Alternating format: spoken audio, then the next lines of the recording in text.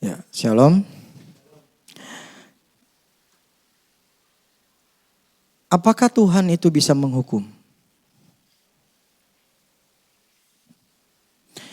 Apakah memang Tuhan itu akan menghukum kita?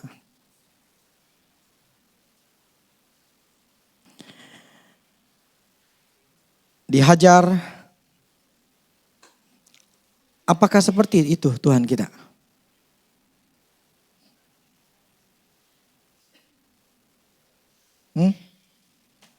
Enggak. Kita baca Ibrani 12. Ibrani 12 ayat 5 sampai 11. Dan sudah lupakah kamu akan nasihat yang berbicara kepada kamu seperti kepada anak-anak? Hai anakku, janganlah anggap enteng didikan Tuhan. Dan janganlah putus asa apabila engkau diperingatkannya. Karena Tuhan menghajar orang yang dikasihinya. Dan ia menyesa orang yang diakuinya sebagai anak. Jika kamu harus menanggung ganjaran, Allah memperlakukan kamu seperti anak. Di manakah terdapat anak yang tidak dihajar oleh ayahnya? Tetapi jika kamu bebas dari ganjaran yang harus diderita setiap orang, maka kamu bukanlah anak, tetapi anak-anak gampang. Selanjutnya dari ayah kita yang sebenarnya kita beroleh ganjaran. Dan mereka kita hormati. Kalau demikian bukankah kita harus lebih taat kepada Bapa segala roh? Supaya kita boleh hidup. Sebab mereka mendidik kita dalam waktu yang pendek sesuai dengan apa yang mereka anggap baik. Tetapi dia menghajar kita untuk kebaikan kita. Supaya kita beroleh bagian dalam kekudusannya. Memang tiap-tiap ganjaran pada waktu ia diberikan tidak mendatangkan sukacita tetapi duka cita. Tetapi kemudian ia menghasilkan buah kebenaran yang memberikan damai kepada mereka yang dilatih olehnya. Tuhan menghajar gak? Menghukum gak? Saya pengen nanya, Ewin dulu waktu masih kecil, kamu nakal dipukul gak? Sering mukul dia kan? Kalau dia nakal kan?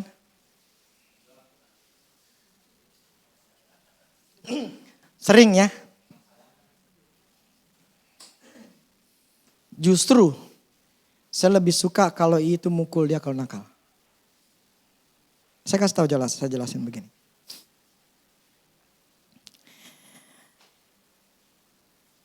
Di sini Tuhan mengatakan dia akan menghajar orang yang dikasihinya.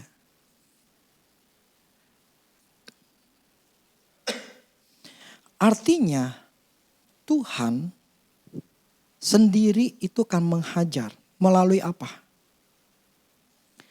Problemnya gini, kita image orang Kristen, Tuhan itu tidak akan menghukum kita. Tuhan akan tidak memberikan sebuah hukuman atau membuat sebuah apapun lah yang gak enak dalam hidup kita. Karena dia adalah Allah yang sangat baik. Dia adalah Allah yang maha penyayang, penuh dengan kasih. Pokoknya penyabar. Mana mungkin dia bisa mukul saya? Enggak, dia gak mungkin lakuin kayak gitu. Dia gak mungkin akan menghajar satu menghukum saya. Enggak. Tapi faktanya mengatakan begini. Firman Tuhan mengatakan dihajar. Bukan saya ngomong lah ya. Firman yang mengatakan bahwa Tuhan itu menghajar.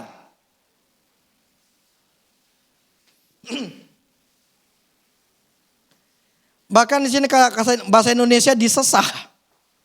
Berarti dipukul. Lah ini gimana? Coba buka. Kok ini bertentangan sekali dengan Roma 11. Roma 8. Coba deh, Roma 8 ayat 1.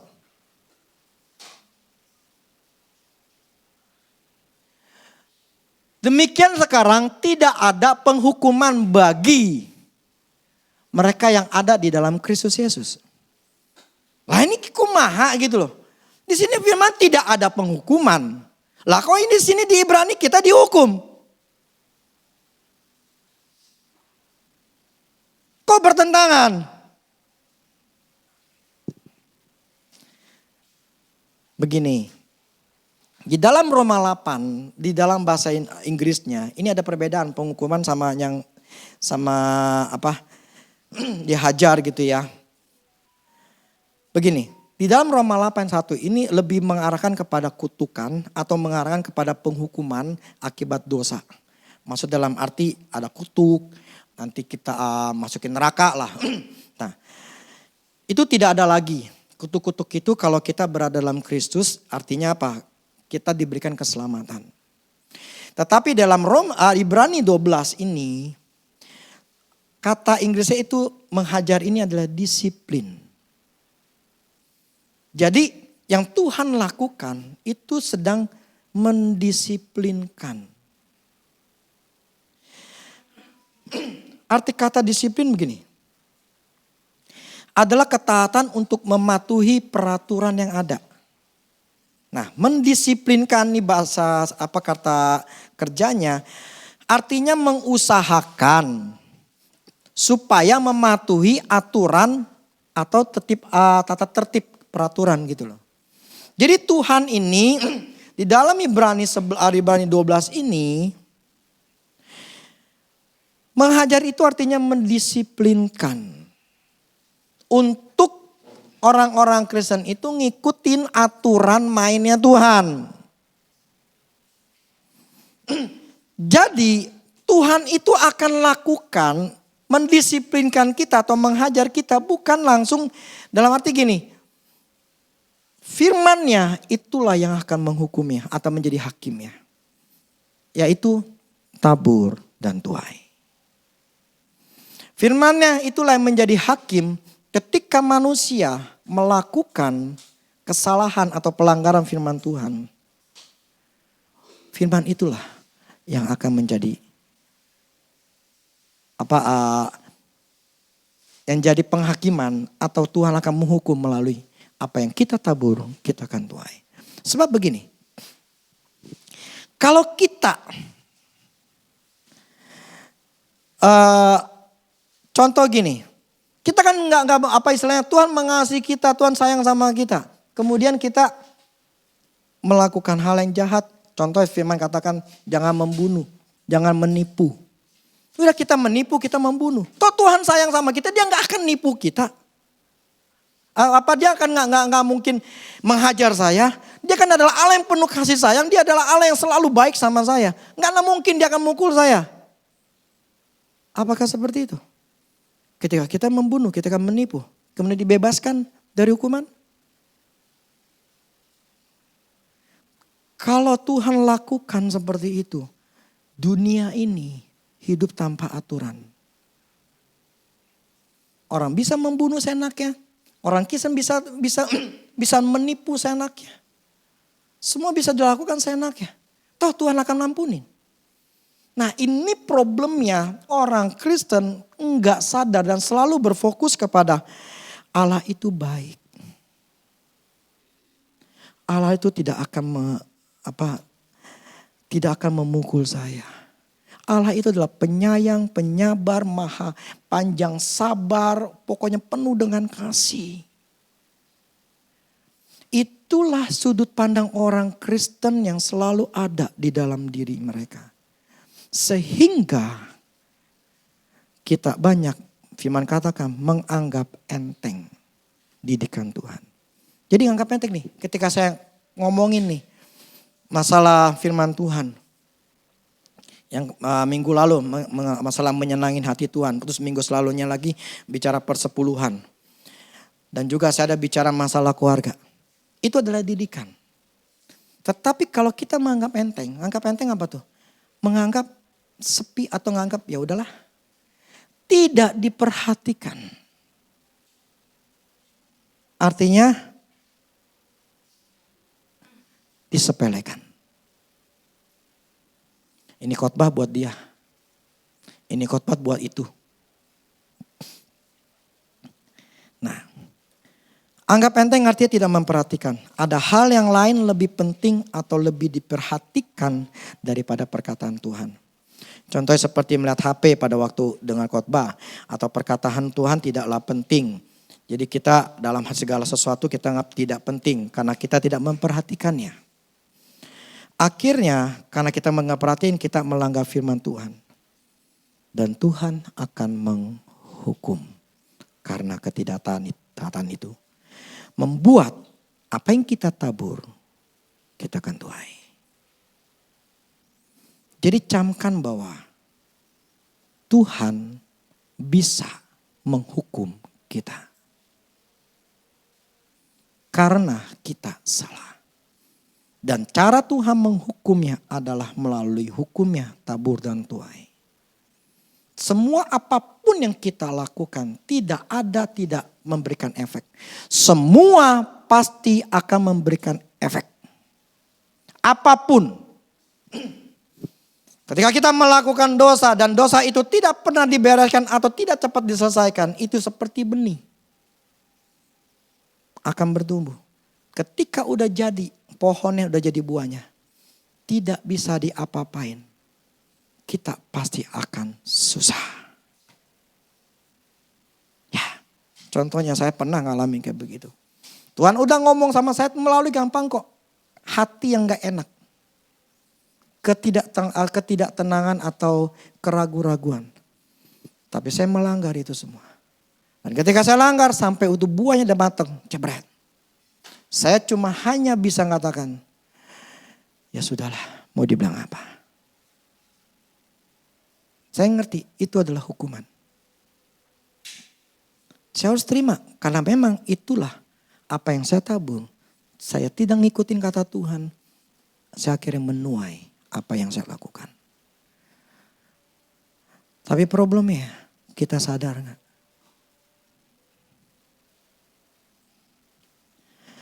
Sadar gak bahwa kita sedang dihukum? Kalau hidup kita masih susah. Prinsip saya begini. Emang 5 aspek hidup itu harus semuanya sama rata. Bagi saya, Tuhan katakan aku datang untuk memberikan hidup. Dan hidupnya memberinya dengan berlimpah. Artinya kehidupan kita seharusnya berlimpah. Bukan kecekek, bukan dalam keadaan di ujung tanduk atau apapun juga. Karena itu tidak Alkitabiah. Tidak Alkitabiah. Di dalam tokoh-tokoh Alkitab, semua mereka adalah orang-orang yang diberkati, yang diperkaya sama Tuhan. Tadi sih saya udah ngomong, kita pernah dihina. Ya. Pernah ada cucu saya menghina kita. Apakah itu menampilkan seseorang Kristen? Kalau kita dihina. Maksudnya apakah kita menampilkan bahwa Kristus itu adalah Tuhan kita? Kalau kita tidak bisa menjadi sebuah kebanggaan Tuhan. Tetapi malah jadi sebuah kehinaan Tuhan. Alkitab biar gak sih kalau kita dihina?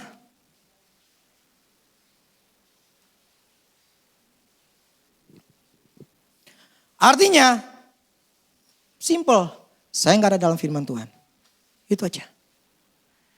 Kalau saya ada dalam Tuhan, di dalam firman Tuhan katakan dia datang untuk memberikan hidup dan hidupnya dalam kelimpahan. Artinya seharusnya hidup saya dalam kelimpahan.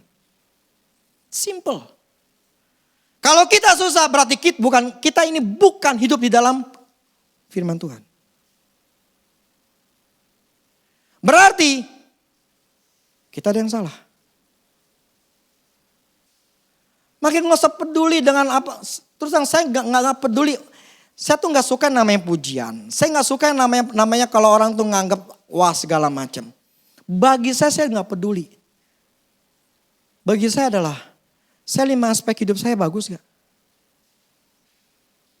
Kalau gak bagus berarti hidup saya gak sesuai dengan firman. Gitu aja. Berarti hidup saya gak sesuai dengan firman. Berarti saya ini melanggar firman Tuhan. Atau saya berada dalam hukuman karena saya tidak bahagia. Kalau saya dihina, berarti saya bukan jadi kemuliaan Tuhan. Saya bukan orang yang untuk Tuhan pamerin, ini loh anak gua. Ketika saya si Kyle kemarin wisuda, saya bukan memamerkan. Saya ingin menampilkan sama aja. Ini anak gua udah lulus. Saya ingat sekali. Waktu yang di Serpong, saya lagi jual, waktu itu masih tanah atau gimana.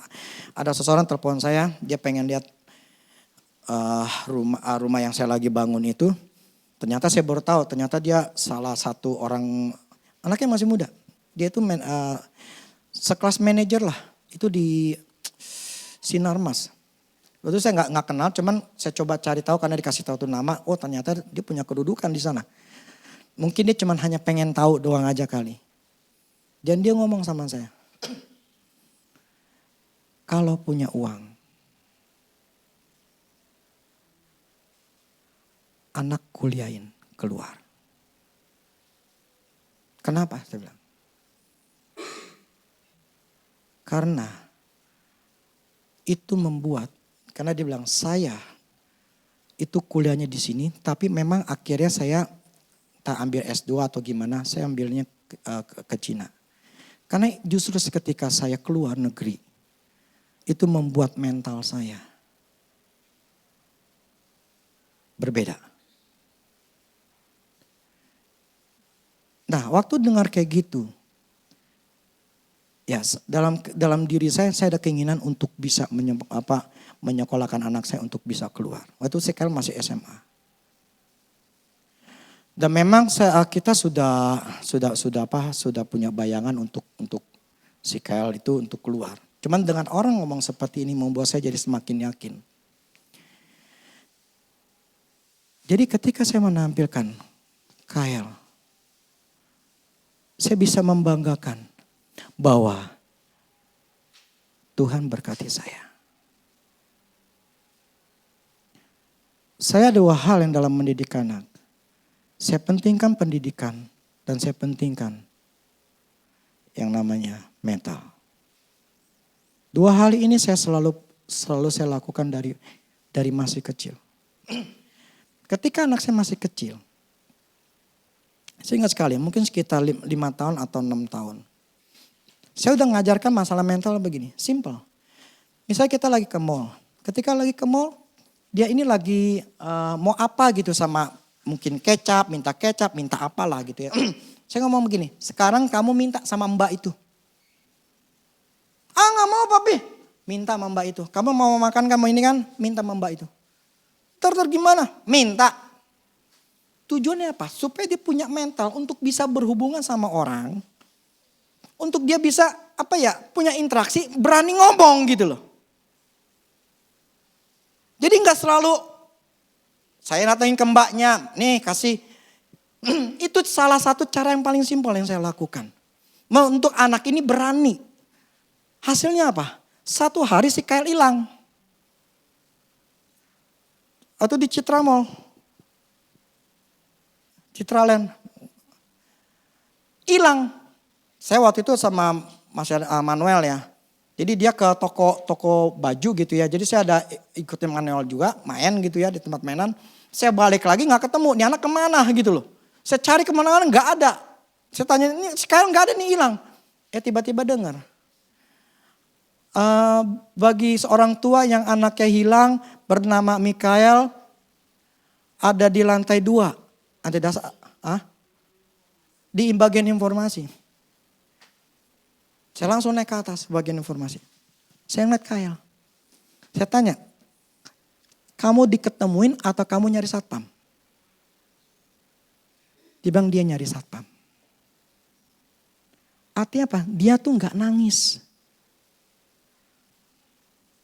Itu mengajarkan mental hanya hal yang kecil itu membuat dia berani. Tahu gak banyak dari Istri saya pencinta. Teman-temannya itu maksudnya mereka tuh yang punya duit. Anak itu nggak berani untuk keluar. Takut. Masalah mental. Itu hal yang kecil. Dan pada waktu gini loh. Di sini katakan mendisiplinkan. Artinya apa? Anak itu harus dikasih tahu aturan main. Makanya kenapa dulu saya sering sabetin si Kyle. Makanya kalau itu benar. Mau tidak mau harus disabetin. Kenapa? Karena nggak ngerti bahasa Indonesia. Yang paling gampang ini yang ngajar anaknya si Marvel. Paling gampang di dia. Dia ngerti bahasa Indonesia. Itu dua kokonya nggak ngerti bahasa Indonesia. Ngertinya bahasa gesper. Jadi cetot gitu loh. Berarti saya kayak Win nih. Nggak ngerti bahasa Indonesia. Di gesper. Nah, ada firmannya, ini firmannya ngatakan seperti ini. Ini saya bukan ngomong ini ya. Jikalau kamu bebas dari, selanjutnya dari ayat kita yang sebenarnya kita beroleh ganjaran dan mereka kita hormati. Dari ayat kita yang sebenarnya kita beroleh ganjaran, nanti dari ayat kita, dari Bapak kita, ganjaran itu dipukul atau dihukum dan mereka kita hormati. Ini dasar firmannya. Kalau orang tua tidak mendidik anak dari kecil, tidak didisiplinkan, waktu gede, udah dewasa atau udah menikah, itu anak tidak akan bisa diomongin. Orang tua pasti bilang, aduh gue gak bisa ngomong sama dia, sama anak gue. Aduh anak gue mah keras. Entar diomongin, marahan dia daripada gue.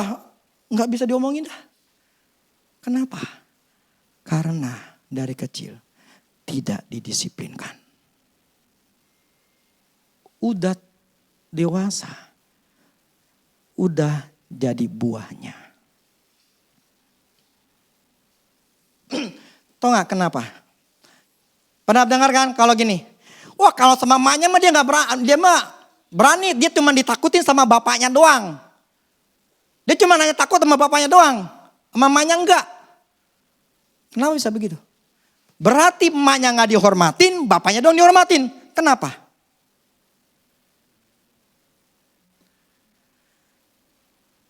Karena emaknya membela dia. Dan tidak mendisiplinkan. Saya berdua sama istri saya. Ketika dia lagi ngomelin. Saya tahu itu gak bagus. Saya diam. Saya gak ikut campur. Tapi setelah selesai. Saya bilang sama dia. Lu jangan begitu. Bla bla segala macam. Tapi saya tidak membela di Arksikal atau Noel. Atau mereka bertiga. Di depan mereka anak-anak. Ketika dia lagi ngomelin, lagi mendisiplinkan, ya sudah, dia disiplinkan. Tapi saya tidak membela mereka, walaupun itu salah. Walaupun istri saya salah, karena terlalu keras. Demikian juga ketika saya keras, dan dia gak suka. Tetapi dia gak ngomelin atau membela anak-anak saya, itu di depan mereka. Akhirnya apa? 2-3 anak ini menghormati kita dua-duanya. Nggak ada istilah takut sama bapaknya doang, nggak takut sama emaknya. Ini firman yang katakan, dari apa kita mendapatkan ganjaran, maka dihormati. Disiplin, mendisiplinkan anak, itu adalah sebuah keharusan. Kalau enggak, engkau akan punya anak monster. Gak bakal engkau ngomong apapun juga, gak bakal didengerin. Anak saya udah besar, saya makanya gak ngalamin namanya masa-masa remaja yang pemberontakan. Enggak. Kenapa? Karena mereka dari kecil udah diajarin disiplin. Penting banget. Sebab apa? Begini. Seperti kemarin saya katakan. Saya ini punya bapak. Enggak ngajarin saya. Enggak ada istilahnya papa saya di meja makan terus ngobrol sama saya. Lu kalau mesti begini. Sekalipun dalam hidup saya enggak pernah dia ngajarin saya. Pertanyaan saya gini, kita butuh nggak sih sebetulnya? Butuh orang yang memberitahukan kepada kita, nasihat kepada kita, lu salah, lu nggak boleh begini, seharusnya begini, begini, begini. Butuh nggak sih? Saya sangat butuh.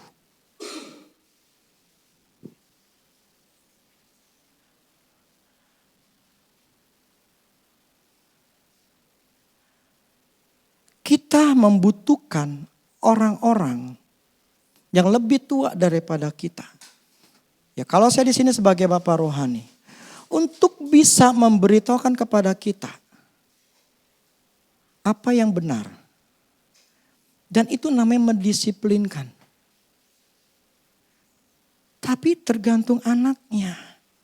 Kalau saya bicara anak rohani, tergantung anak rohaninya. Kalau saya bicara anak saya kan, saya bentuk mereka tuh dari kecil. Jadi saya disiplin anak tuh dari kecil.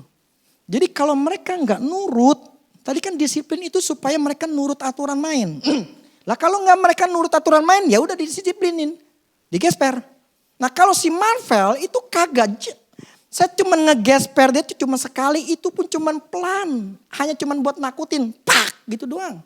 Itu cuma tangan, plek gitu doang. Kenapa? Dia cuma saya ngomongin dia udah ngerti. Dia lebih taat anaknya. Tapi kalau Kyle Noel enggak taat. Ya mungkin menurut saya sih seperti ini ya. Waktu istri saya hamil, itu saya shock banget. Tapi saya bersyukur aja. Saat itu saya lagi diurapin ke Tuhan di tahun 2005. Itu kuat banget. Jadi saya doain dia setiap hari. Jadi urapan Tuhan, kuasa Tuhan tuh ada dalam diri dia. Jadi istilahnya hatinya tuh jadi beda. Rohnya beda. Lebih bagus dibanding si Kyle Manuel gitu loh. Kalau saya bicara masalah urapan atau roh ya. Tetapi mereka tetap, saya nggak membandingkan atau tidak membeda-bedakan mereka. Saya nggak suka membeda-bedakan. Bagi saya mereka semua sama. Tapi yang saya maksud begini. Saya harus mendisiplinkan anak saya. Kalau tidak, ini anak bisa hidupnya semaunya. Dan tidak mau dinasehatin. Aduh kalau gak mau dinasehatin, aduh mateng gua. Udah tahu salah tapi gak mau dinasehatin karena keras. Dikalipun dinasehatin gak mau ya keras. Hidupnya susah. Hidupnya akan susah. Karena saya dilihat orang-orang seperti itu. Makanya saya bilang, saya akan pilih mantu. Cuma nomor satu. Itu orang mau bisa ditegur atau enggak, itu doang.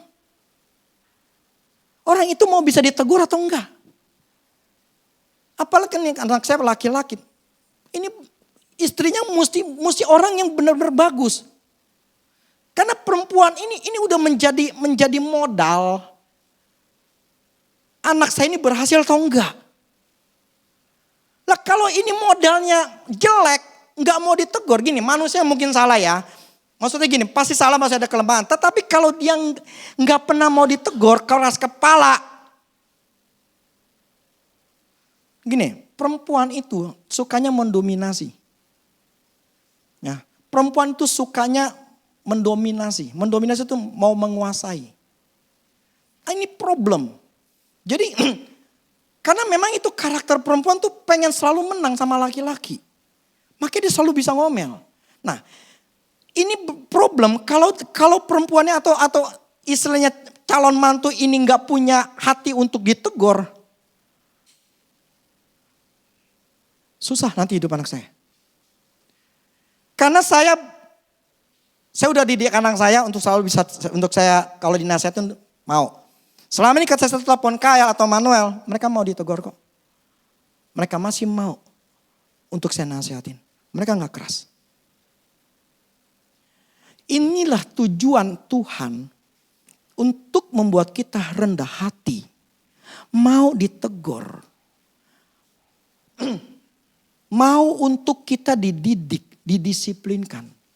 Kalau enggak mau, hidup kamu tuh susah. Apalagi kamu nggak tahu bahwa memang ini salah. Bersikukuh aja, bersikukuh. Tuh. Ya susah gitu loh, karena memang sudah terbentuk. Sudah terbentuk dari kecil. Jadi kalian, sini saya nyampe. Misalnya gini, punya anak, ini si Okil yang paling masih anaknya masih kecil, sama si Darren. Kalau nggak pernah didik anak dari kecil, entah pendidikan ataupun mentalnya, kalian akan susah di hari tuanya. Saya nggak mau anak saya itu cuman hanya lulusan SMA. Malu-maluin.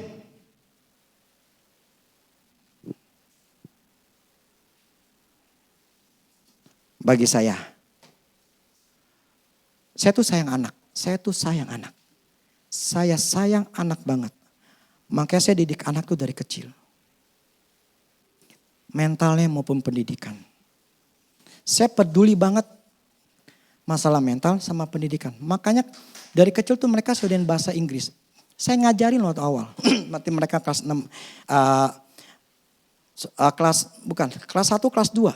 Mulai bisa baca tuh, saya mulai ajarin bahasa Inggris. Karena saya peduli masalah pendidikan. Kalau mereka gak punya pendidikan yang baik, yang tinggi, itu mereka gak bakal punya modal. Untuk nantinya. Tetap ada namanya pendidikan yang dibutuhkan. Jadi saya peduli banget. Dan saya ingin anak-anak saya tuh mempunyai masa atau pendidikan yang bagus. Plus itu membuktikan saya bukan orang susah.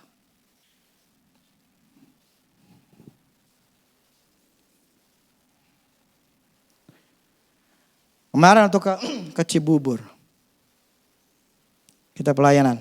Ini anaknya baru ke kuliah. Saya tanya, berapa masuknya uang kuliahnya? Dia di Untar, ambil komunikasi. Berapa? 12 juta. Saya dengar gitu. Hah? 12 juta. Sorry ya, bukan nyombongin. Saya ingin katakan, kecil banget. Gue kuliah anak jauh lebih besar dari begitu. Tapi saya cuma hanya mampu di Taiwan. Teman saya itu di Amerika. Gini ya, sekolahan saya waktu itu saya di Semak 1, levelnya beda. Yang saya maksud begini. Ini bukan menyombongkan. Kalau kita mempunyai sebuah pola pikir, karena makanya kenapa si anak-anak saya tuh saya pengen mereka tuh sekolah bagus. Karena itu mempengaruhi pola pikir. Pola pikir itu pola pikir apa ya? Bukan orang miskin. Gitu loh. Jadi kalau dia melihat teman-temannya kaya atau teman-temannya itu bagus-bagus, itu otaknya pun akan berpikir gue mesti bagus. Tapi kalau teman-temannya adalah kere-kere, otak dia gue cukup seperti mereka. Bagaimana engkau bergaul dengan Raja Wali atau anak ayam ya. Dulu saya pernah baca kayak gitu ya. Demikian engkau jadinya. Jadi kalau engkau cuma levelnya sekolahnya dulu seperti itu. Ya levelmu akan seperti itu. Jadi saya menempatkan anak saya yang kelas tergantung duit ya. Dulu waktu TK saya gak punya duit. Ya saya cuma tapi tetap yang bagus juga. Walaupun gak bagus banget. Tetapi cukup. Sesuai dengan level duit saya. Tapi prinsipnya gini, saya berusaha untuk anak saya itu mempunyai level yang bagus. Supaya otak mereka gak seperti ayam. Si Marvel sekolahnya lebih bagus dibandingin mereka berdua. Supaya otak dia ngelihat teman-temannya. Itu punya otak yang high class. Bukan yang low class. Pergaulan itu menentukan. Didikan di mana engkau berada itu sangat mempengaruhi. Saya ngerti begini. Jadi teman-teman saya waktu dulu Semak 1, mereka mempunyai, kemarin saya pernah belum lama saya ngumpul. Coba saya bayangin, ketika lagi ngumpul, kita ngomong, lo kan biasa kalau udah umur segini, anak lu berapa? Ya kan, lu punya penyakit apa? Lu makan obat apa? Iya, yang di ngomongin gitu. Pas lagi pada makan, teman saya keluarin obat. Lu makan apa? Ini darah tinggi gua, kolesterol gua. Ini kan makannya gila. Maksudnya tuh makannya banyak gitu ya. Itu di sentral Tomang. Pas itu kan Mang Saruan. Pas besokannya teman saya ini kan namanya Saruan. Dia kirim, nih segini beli makanan segini, ini kita bagi berapa orang. Pas saya lihat, mateng. 450.000 sendiri, itu jutaan. Jadi masing-masing saya orang 450.000. Gila mahal banget gue makan 450.000. Itu level teman saya seperti itu. Kalau level temen lu cuman di warteg, mentalmu gak akan seperti itu.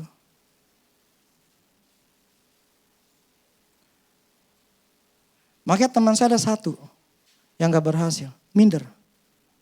Sampai sekarang dia gak berani reunian, malu. Makanya saya buat diri saya, buat plus anak-anak saya. Saya harus menjaga diri mereka di level yang tinggi. Bukan di level yang rendah. Kenapa? Itu mempermalukan saya. Apalagi saya seorang pendeta. Mereka tahu saya seorang pendeta. Kalau saya dengan level rendah. Memang mereka tidak menjelekkan. Tetapi kita tahu dirilah. Malu.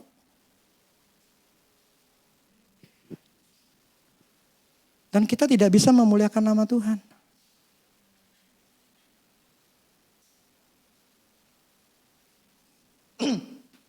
Teman saya si Andi ini anaknya keluar negeri ke Amerika. Saya nggak bisa ngikutin dia karena Amerika mahal banget. Makanya ketika yang istilahnya yang kuliah cuma di Trisakti, di Untar 12 juta. Saya cuma bilang murah banget. Itu cuma 1 bulan isi kail, malah kurang. Buat 1 orangnya sebulan si kail lain ini kurang. 1 bulan loh ya, ini bayar uang bangunan lah kalau istilahnya uang masuknya itu 12 juta doang.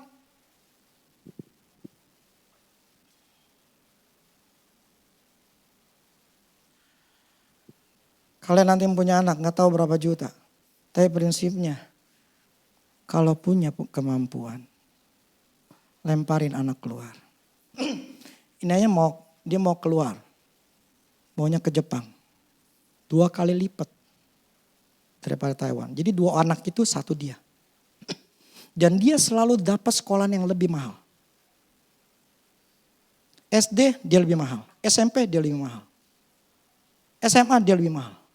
Dia lebih bagus banding kongkonya. Sekarang dia meminta yang lebih mahal lagi. Saya bilang Taiwan aja sama kokoh. Gak mau. Gak suka. Kan murah. Gak mau. Mau dibilang apa?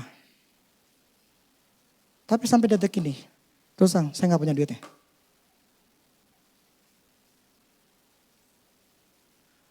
Kita lihat nanti aja. Tapi yang saya maksud begini. Anak saya berani. Mereka keluar. Itu bukan terjadi dengan mudah. Karena itu sudah dilatih dari awal. Dari masih kecil. Itu namanya mendisiplinkan.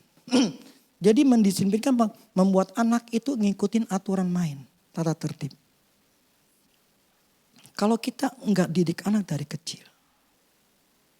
Itu anak udah tua. Itu enggak bisa bagus. Saya pernah ceritakan ada 1 orang kaya banget. Dipondokin dari rumahnya. Dia punya anak 2, laki perempuan. 1 cowok. Kau bisa bayangkan begini. Misalnya nih, si Kyle sekarang umur 22. Terus mau kawin, tapi katanya udah kawin. Dengan perempuan umurnya 32.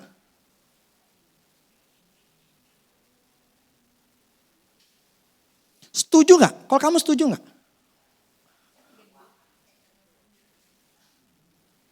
Ya kamu 32 kan, kamu bisa ngerasain kan. Anak kamu 22, bukan kami nama kamu. Lumrah dong, kita anak, bisa bayangin anak saya 22 sekian masih muda begitu kawin dengan orang yang 32. Ini kan bisa bicara masalah keturunan gitu loh, nantinya. Tapi tuh anak gak mau dengerin. Kenapa? Karena dari kecil selalu dicekokin, dikasih. Beli anaknya minta 1 dikasih 2. Anak minta 2 dikasih 3. Apapun dikasih. Makanya kalau kita nggak mendongkrak, kalau dari kecil kita enggak pernah didik anak. Kita bilang, masih anak kecil, lumrah lah, dia nggak ngerti, dia nggak tahu apa-apa, lumrah. Wah dia nangis, udahlah, dia pada pusing kita, udahlah kasih aja lah. Nggak apa-apa, memang begitu anak-anak. Itu yang selalu saya dengar di kuping saya. Membiarkan kesalahan selalu terjadi. Justru anak itu karena enggak tahu, enggak ngerti, makanya mesti dikasih tahu. Bukan dibiarkan, bukan dianggap enteng, bukan di semuanya dikasih. Itu kan kita membentuk anak tuh anak monster. Nanti kalau udah gede keras. Kyle tuh waktu masih kecil keras banget. Kalau saya nggak didik, dia nggak akan dengerin suara saya, nggak bakal dengerin. Karena saya tahu dia seperti apa. Kalau Tuhan membuat kita kita didisiplinkan, kita dihukum, tujuannya supaya kita itu tidak menjadi monster. Kalau kita mengalami hal-hal yang gak enak, itu tujuan itu menghukum kita. Yang kita sekarang susah itu membuat kita sadar. Kalau hidupmu susah itu bukan karena Tuhan belum atau memberikan izin untuk engkau diberkatin. Atau belum waktunya Tuhan, bukan. Karena engkau sedang dihukum dan belum sadar, belum bertobat. Masih melanggar terus. Saya terpaksa melakukan itu terhadap anak saya karena supaya anak saya itu tidak menjadi anak yang monster. Demikian Tuhan ingin mengajar kita dengan apa yang kita taburan tuai.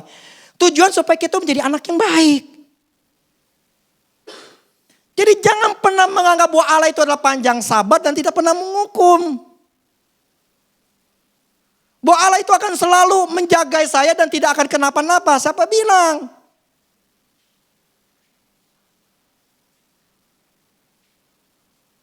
Karena kita tetap melanggar dan hidup di dalam pelanggaran seperti itu terus. Ya sudah, akhirnya masih dipukul jong, masih nggak ngerti juga. Hiduplah di dalam keadaan susah terus. Dan gak pernah baik, gak pernah bahagia. Tuhan sengaja mendidik. Karena kita itu dia tuh peduli. Gini loh. Saya akui mendidik anak itu gak mudah. Tapi saya belajar. Gak ada yang ngajarin saya. Saya hanya pakai firman atau saya membaca buku. Itu namanya psikologi anak itu saya ngertiin. Dan akibat dalam pelayanan demi pelayanan saya ngerti gitu loh. Dan apalagi saya memandang melihat orang-orang seperti apa tuh jadi semakin ngerti. Itu ada namanya psikologi anak. Anak dari umur segini itu semua tuh ada. Dan kita gak bisa memaksa anak itu umur 5 itu mempunyai tanggung jawab di umur 10. Gak bisa. Itu bikin dia stres, gak nyaman. Artinya apa? Semua tuh harus ada urutan. Tuhan itu udah bikin. Tapi kalau kita melanggar itu akan membuat kita susah. Contoh gini, kenapa mental itu harus dimulai dari anak? Yang tadi saya ajarkan untuk anak. Contoh Kyle untuk dia cuman hanya gampang minta sama si mbak itu. Itu simple tetapi untuk membuat dia berani melangkah. Nah itu sebuah mental. Jadi pada waktu nanti di sekolahan Pada waktu di TK, dia kan belajar. Kemudian di SD dia belajar. Kenapa? Disitulah terjadi pembentukan mental untuk berani. Begini loh, mental itu ada karena ada tantangan. Enggak? Mental itu terbentuk karena ada tantangan. Yang gak ada tantangan apa yang dibentuk? Betul gak sih? Lah kalau di depannya gak ada kerjaan, gak ada PR, cuman main game, main HP. Apa yang ada tantangan? Logikanya di mana gitu loh. Tetapi ketika sama teman ada PR, ada kerjaan, ada keterampilan yang harus dia kerjain. Itu mau gak mau dia tantang. Oh gue mesti lakuin, gue mesti bagus nih. Karena gue mesti malu nih kalau tarik ketawain nih. Gue mesti dapetin hasil yang bagus. Segala macam itu kan sebuah tantangan yang dia punya. Itulah pembentukan mental tuh anak dari masih kecil tuh dari SD, SMP itu semua itu ada prosesnya. Nah ketika kuliah pun tuh ada prosesnya. Nah waktu kuliah ini masalah anak laki-laki. Memang umur 17-18 tuh laki-laki bolehlah untuk kerja. Tetapi sebetulnya bagusnya adalah kuliah. Kalau yang kamu gak bisa mau gak apa-apa sih. Cuman prinsipnya begini. Itu masa-masa. Gini loh, saya itu sangat sayang sama anak. Saya peduli yang namanya psikologi anak. Dan prinsip saya adalah hidup harus bahagia. Titik. Itu prinsipnya saya. Jadi ketika anak saya di sana pun, mereka harus tetap bahagia. Tapi dalam tahap-tahap normal. Jadi ketika waktu itu mereka mau kerja, boleh. Saya ngomong begini, Kyle, papi bawa kamu ke Taiwan itu untuk belajar. Bukan nyari kerjaan, untuk kerja. Kalau cuma buat ngisi liburan gak masalah. Tapi bukan berarti kamu kerja. Karena diutusnya bukan untuk kerja. Kenapa? Dia harus tahu masa-masanya. Masa anak itu berbeda-beda. Umur 1, 2, 3, 4, 5 itu saya tuh nikmatin semua.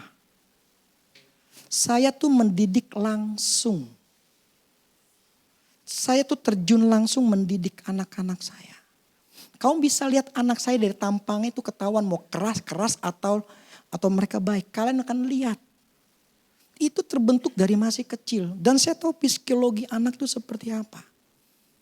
Karena prinsip dulu saya katakan, saya tidak mau susah seperti orang tua saya susah. Masih tua kerja. Udah tua masih dagang. Enggak nikmatin hidup. Enggak pernah tuh apalagi mama saya untuk pergi ke luar negeri belum pernah satu kali pun. Ini mertua saya yang pernah saya ajak ke Singapura sama ke Bali. Jadi saya ambil keputusan gue gak mau seperti bapak gue. Yang sampai tua anak-anaknya masih nyusahin. Jadi kalian orang yang sebagai anak, jangan sampai membuat orang tuamu sampai kerja, udah tua sampai kerja, masih kerja. Itu artinya engkau bukan anak yang tanggung jawab. Enggak mampu. Ini mertua saya di umur 80-an, enggak melakukan apa-apa.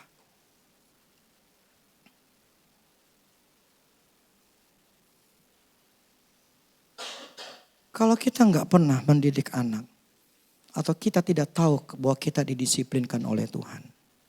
Dan kita enggak sadar. Tujuan Tuhan adalah baik. Kita enggak pernah berubah.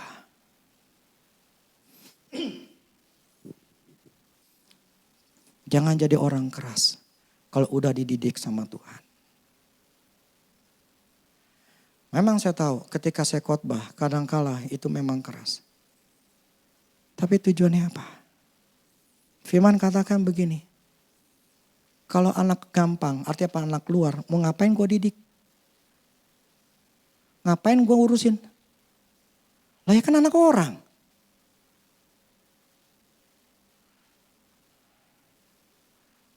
Nah Ki, kamu punya anak tetangga, anak kamu nakal. Terus kamu bilang, nakal lu gak boleh kayak begitu. Berani kamu?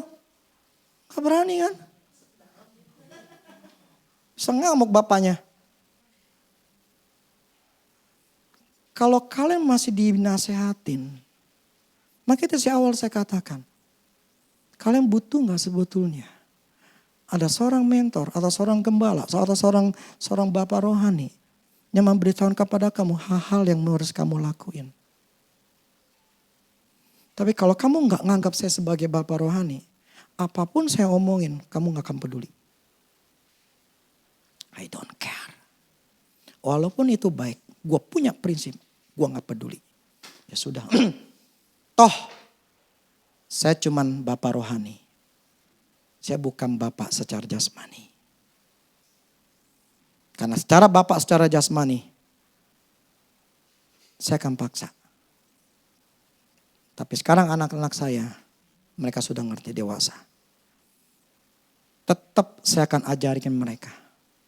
Saya harus kasih nasihat mereka. Sekarang saya lagi mau mengajarkan masalah mental. Setelah mereka pulang akan saya banyakin hal-hal yang saya ngomongin. Pola-pola cara kerjanya Tuhan, mental harus dibutuhkan.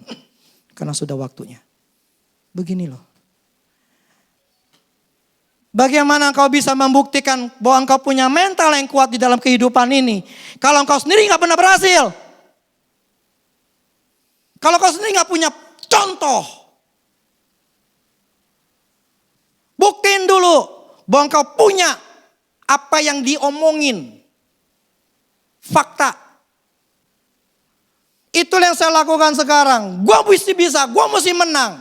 Gue harus berhasil. Anak gue laki-laki supaya mereka lihat apa yang gue lakuin ini bukan hal yang mudah. Dan gue harus bisa buktiin. Nih, papi sudah bisa nih. Papi ini susah tapi papi udah bisa nih. Itu namanya ngajari mental. Pembuktian yang sudah kita punya untuk menampilkan kepada anak kita. Pembuktian bahwa kita berhasil, orang-orang lain tuh ngeliat. Kita bukan orang kerek. Kita bukan orang yang gampang dihina. Saya paling gak suka sebetulnya. Gini loh, saya punya harga diri. Kalau orang hina ya sudah. Tapi maksudnya begini.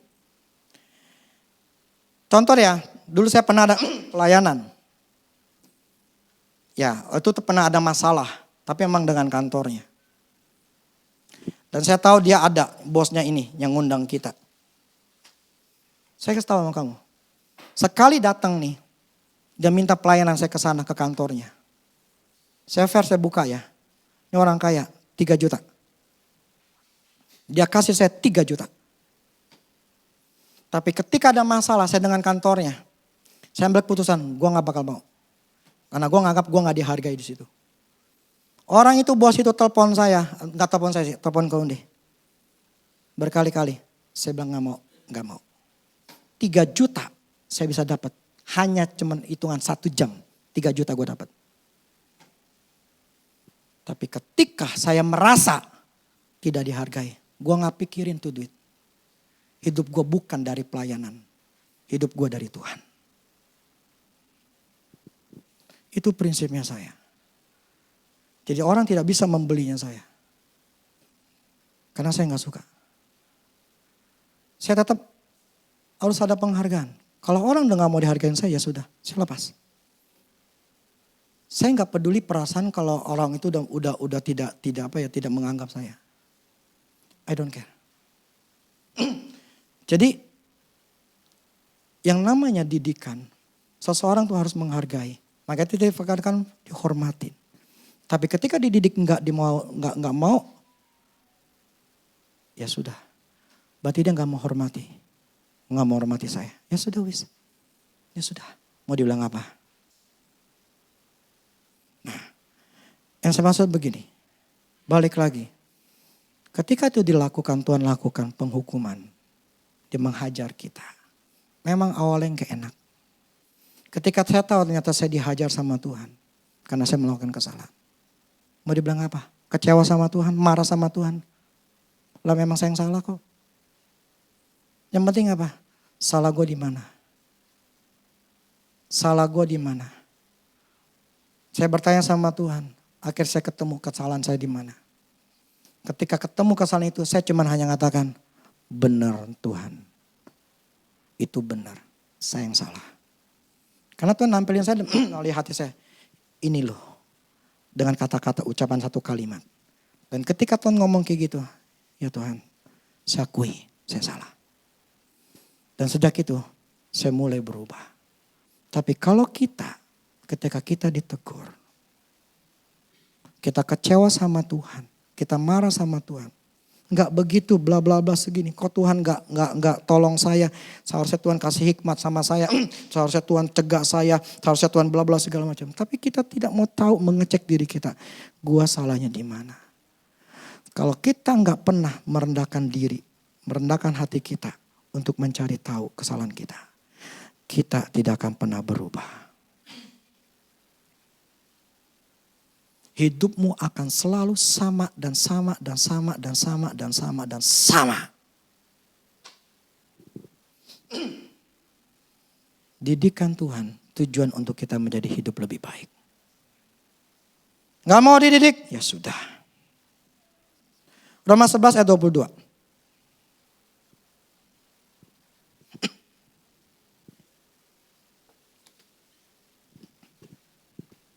Sebab itu perhatikanlah kemurahan Allah dan juga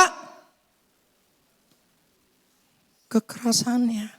Berarti Tuhan bisa keras gak?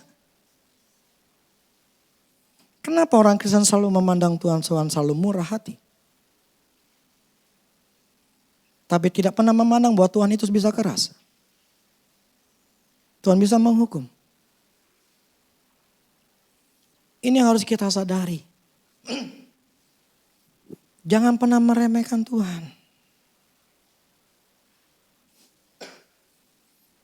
Minggu lalu saya katakan, senengin Tuhan, maka engkau akan disenengin. Sepelekan Tuhan, maka engkau akan disepelekan Tuhan. Ingat, apa yang kita tabur kita tuai. Allah tuh gak bisa dipermainkan. Minggu lalu kan, jangan sesat. Allah tidak bisa dipermainkan dan tidak mau dipermainkan. Tapi kalau hidupmu maunya kayak begitu terus, ya sudah silakan. Tapi jangan pernah kecewa sama Tuhan. Kalau saya pilih gue mau hidup bahagia, gue mau hidup senang, titik. Tapi saya tahu itu gak gratis, saya mesti bayar. Nomor satu bayarnya adalah Tuhan. 5 aspek nomor satu itu Tuhan. Nomor satu Tuhan. Semua dari 5 aspek itu yang terutama itu Tuhan. Yang mau bahagia itu awalnya dari Tuhan dulu. Kalau bukan Tuhan, kamu gak akan bahagia yang lainnya. Artinya apa? Tuhan ini adalah nurut. Firman-Nya ngomong apa? Sesuai dengan kita fungsi masing-masing. Yang laki-laki sebagai suami, yang perempuan sebagai istri, anak, kita sebagai karyawan, sebagai bos dan segala macam. Kalau kita sudah melakukan fungsinya kita masing-masing, sesuai dengan firman Tuhan, itu bahagia itu sampai ke bawah. Uangmu akan bahagia. Ujung-ujungnya duit. Duit itu bikin kita nambah bahagia. Apa faktamu kalau engkau berbuah? Kau masih dipina atau enggak? Engkau sudah diberkati atau belum? Mana saya minta buahmu?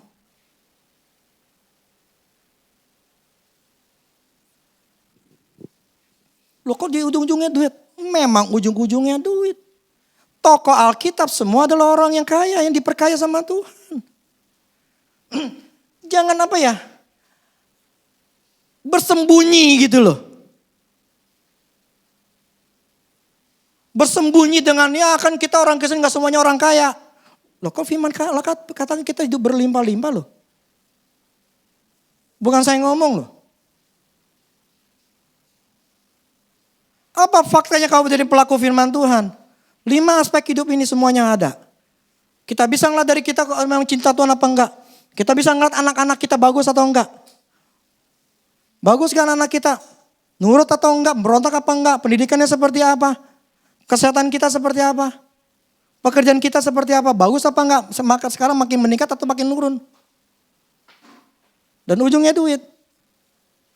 Itu fakta yang mau gak mau muncul di dalam hidup kita. yang harus diperlihatkan. Nggak mau. Itu namanya pakai topeng. Gini loh. Terutama laki-laki. Jadikan semua ini sebuah tantangan dalam hidup kita. Bukan ketika saya khotbahin seperti ini membuat kita merasa tertuduh. Kita sebagai kepala rumah tangga itu yang akan membawa ini keluarga kayak mau apa. Kalau kepalanya udah klemer-klemer, nggak tegas, mau jadi apa ini keluarga? Dulu saya tegas sama istri saya. Dia gak mau tunduk, saya tundukin. Yang dulu saya katakan, dia pakai kalau namanya volume suara, itu ada dB namanya desibel. Dia 5 desibel, saya ngomong 10 desibel. Dia ngomong 10 desibel, gue ngomong 20 desibel. Dia ngomong 20 desibel, gue 40 desibel. Karena perempuan selalu ingin mendominasi. Pengen mau kuasai suami. Gak ada istilah dia menang. Karena firman Tuhan katakan, hai istri tunduklah pada suami. Saya harus tundukin dia. Saya pernah sempat teriak-teriakan sama dia. Terpaksa saya harus lakukan. Karena itu firman yang mengatakan. Tapi saya sudah melakukan bagian saya. Saya berani. Kenapa? Karena gudang duitnya di dia. Dia jelek gak bisa. Kalau dia tetap memberontak nuntut saya, misalnya ngomel-ngomel sama saya, waduh. Hidup saya susah, duitnya dan di dia soalnya.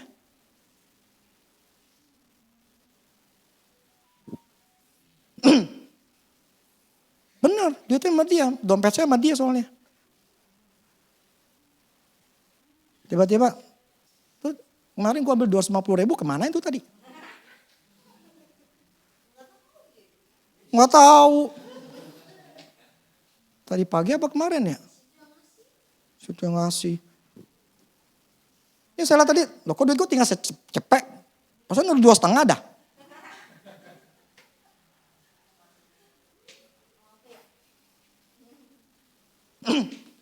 Karena memang dia yang jadi megang duitnya.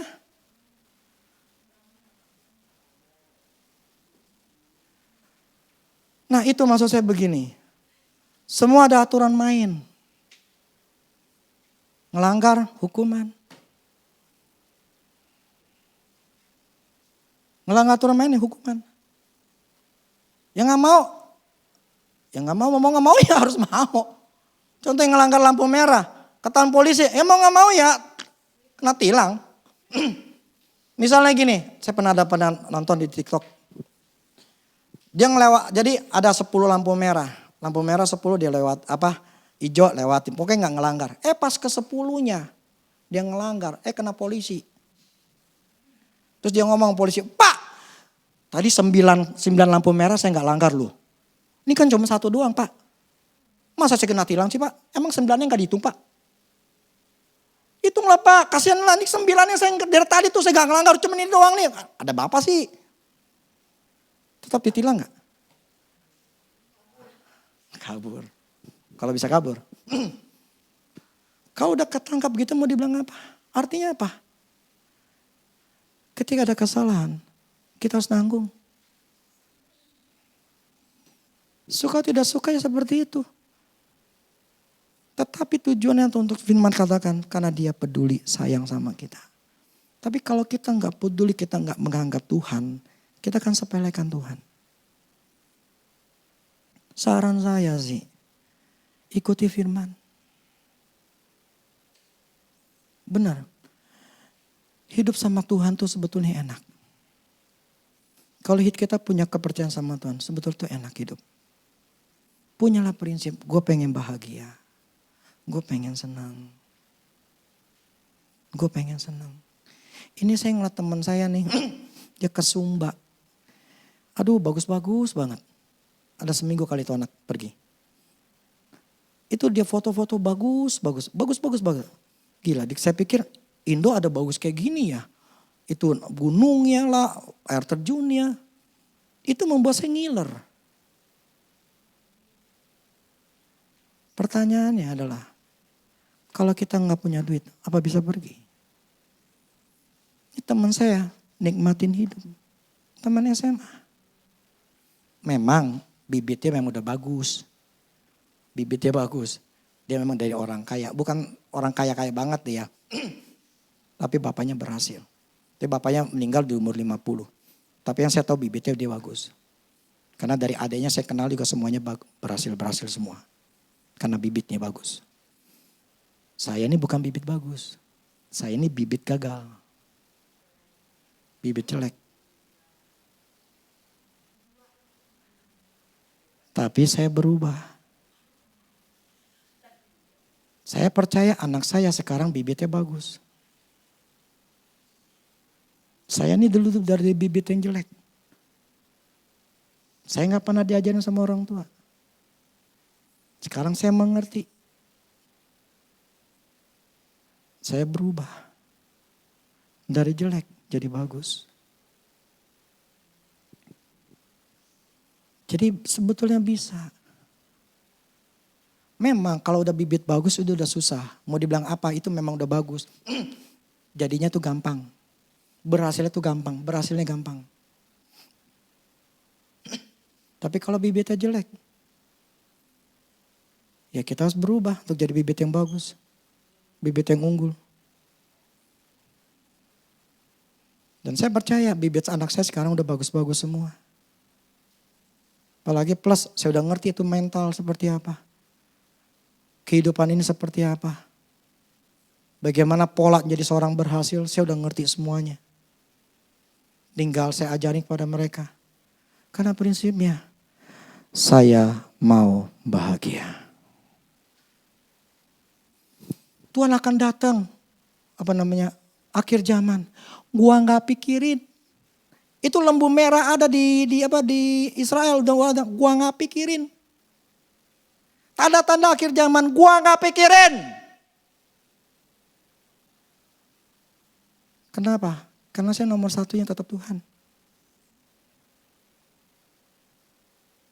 Sekalipun Tuhan datang, hati gue di Tuhan.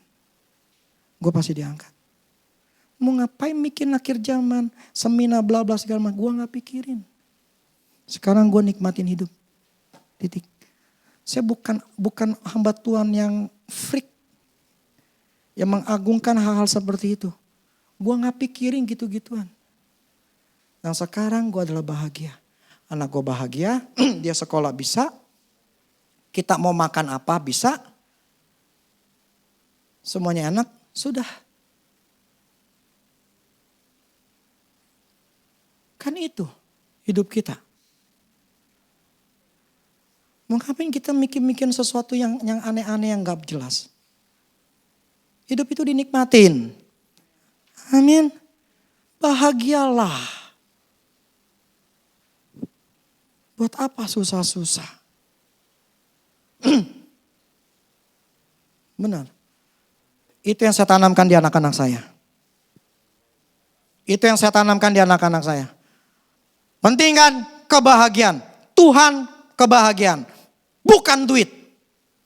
Duit ujungnya terakhir. Kalau Tuhan nomor satu, semuanya akan dapat. Itu udah pasti, gak mungkin gak. Jadi saya cuma mementingkan ada 5 aspek.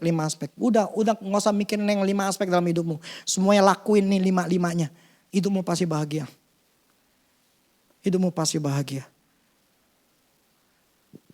Amin. Jadi hari ini kita belajar harus mengerti bahwa Tuhan itu sebetulnya bisa menghajar kita, menghukum kita. Ya, kalau kita ngalamin hidup gak enak, itu berarti kita sedang dihajar sama Tuhan. Nah kalau sedang dihajar sama Tuhan, jangan kecewa sama Tuhan. Cek dirimu. Cek kesalahanmu apa yang belum kau lakukan. Dan berubah. Gak mau, ya sudah nikmatinlah hidupmu seperti itu. Yang susah-susah kamu sendiri. Saya ambil keputusan, saya mau ikut Tuhan. Saya ambil keputusan, saya ikut firman Tuhan. Saya ambil keputusan itu. Karena saya tahu Tidak ada yang kekal. Ya. Sekarang kita dalam keadaan baik. Belum tentu tahun depan baik loh. Ya. Sekarang ini lagi bagus-bagus ini dapat penghasilan. Belum tentu tahun depan masih bagus loh. Kalau kita nggak pertahanin. Kita pernah lihat kan ada orang-orang yang bagus-bagus tiba-tiba hancur. Bang! Kalau kita nggak pertahankan. Tetap Tuhan nomor 1. Kita bisa hilang semuanya. Makanya terus terang, mencari orang setia itu sangat susah sekali. Susah sekali. Orang yang stabil ya, itu sangat susah sekali. Karena hatinya enggak di Tuhan. Kalau hatinya total sama Tuhan, pasti Tuhan akan dibela. Pasti. Apapun yang terjadi, pokoknya Tuhan. Nah kalau udah kita sampai 5 pondasi Tuhan udah tinggi nih rumahnya. Udah kuat. Apapun yang terjadi, kau akan tetap pilih Tuhan. Apapun yang terjadi, kau tetap pilih Tuhan. Makanya saya bilang gak peduli itu namanya akhir zaman, tanda-tanda akhir zaman, perang sekarang. Gue gak pikirin. Karena di hati saya udah Tuhan.